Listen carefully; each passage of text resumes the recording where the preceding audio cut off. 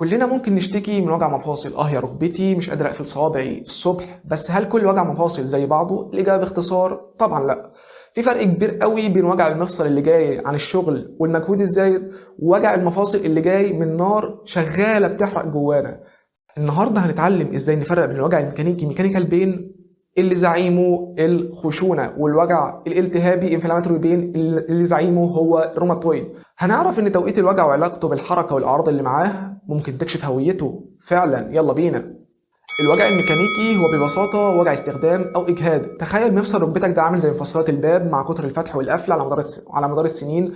المفصلات دي بتتاكل، الغضروف اللي بينها بيستهلك وبتبدا تعمل صوت وتحك في بعضها. المثال الاشهر هنا هو خشونه المفاصل اوستيو ارثرايتس. ازاي نعرفه؟ القاعده الذهبيه بتاعته ان الوجع بيزيد مع الحركه والمجهود وبيتحسن بالراحه.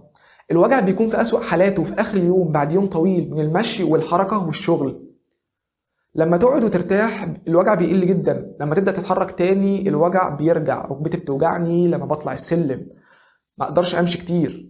ممكن يحصل شويه تخشيب بسيط في اول ما تصحى من النوم بعد قعده طويله، بس بيكون قصير جدا. بحس ركبتي مكلبشه اول كام خطوه بس، وعاده بيفك في اقل من 30 دقيقه وغالبا في اول من 5 ل 10 دقائق. ممكن يحصل شويه تورم بسيط، بس عاده بيكون ورم ناشف او عظمي بوني سويلنج، ومش بيكون معاه سخونه او احمرار جامد.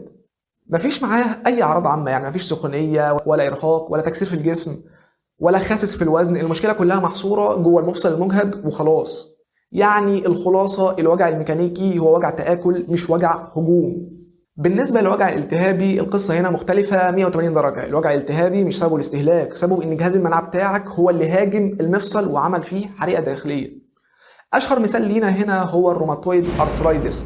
الروماتويد والتهاب الفقرات التيبسي انكيلوزنج سبونديلايتس. ازاي نعرفه؟ القاعده الذهبيه بتاعته هي العكس تماما. الوجع بيزيد مع الراحه وقله الحركه وبيتحسن بالحركه والنشاط.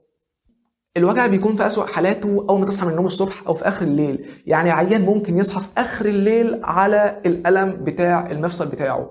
لما المريض بيرتاح وينام الوجع والتخشيب يبداوا يزيدوا، ولما يبدا يتحرك ويمشي الوجع والتخشيب بيخفوا. وبيكون الوجع والتخشيب اعلى حاجه اول ما يصحى من النوم، وعلى اخر اليوم بيكون احسن. التيبس الصباحي مورنينج ستيفنس دي علامه فارقه ومهمه جدا. يعني هنا التخشيب بيكون جامد ومطول جدا، يعني ممكن يستمر ساعه 2 او اكتر علشان يفك ويرجع يستخدم مفاصله بصوره طبيعيه. هنا الورم بيكون مختلف، يعني بيكون ورم عجيني او سوفت سويلنج، يعني ورم لين. والمفصل بيكون سخن ومحمر لما تلمسه، دي علامات الالتهاب النشط.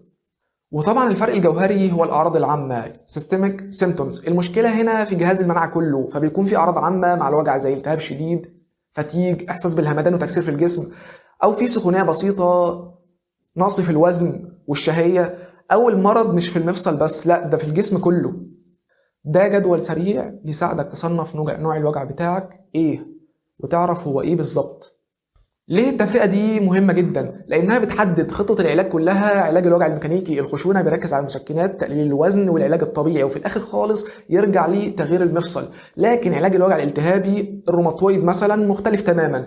هنا المسكنات لوحدها لا تكفي، لازم يبقى في حاجة تثبط جهاز المناعة اللي عمال يضرب طول الوقت، ونستعمل مثلا immunosuppressant أدوية مثبطة للمناعة أو العلاج البيولوجي علشان نطفي النار دي.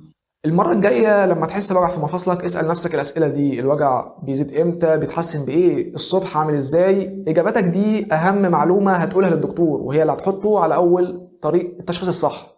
في الحلقة الجاية هنبني على الكلام ده، وهديك قائمة بأهم 10 أسئلة لازم تكون مجهز إجاباتها بالتفصيل قبل ما تروح لدكتور المناعة لأول مرة. أتمنى تكون المقارنة واضحة ومفيدة. أشوفكم الحلقة الجاية.